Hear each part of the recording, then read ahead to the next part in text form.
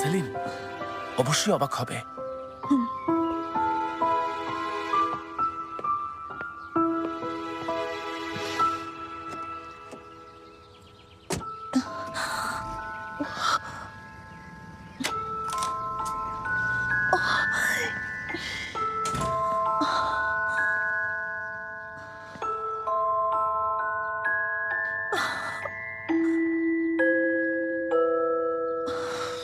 উফ দেমির, উফ।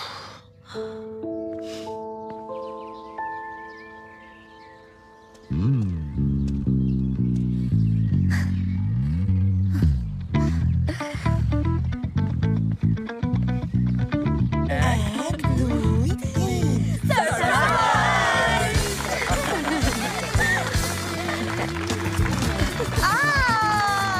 এসব কি করেছো তোমরা?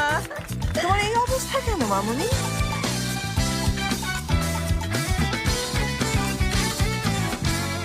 ফোন পানিতে ফেলার আর কোনো সময় পেলে না সেলিন?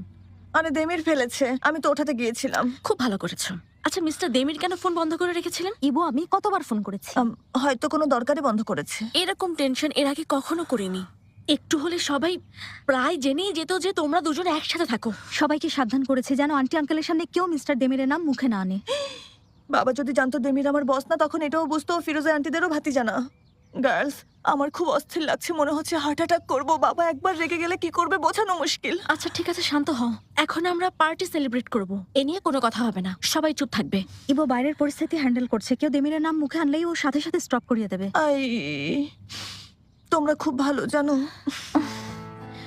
আমাদের নিচে যেতে হবে। ইবো একসাথে সবাইকে হ্যান্ডেল করতে পারবে না। আমরা সামনে থাকলে কেউ কিছু বলবে না। তাড়াতাড়ি রেডি হয়ে নিচে এসো, ওকে? ওকে।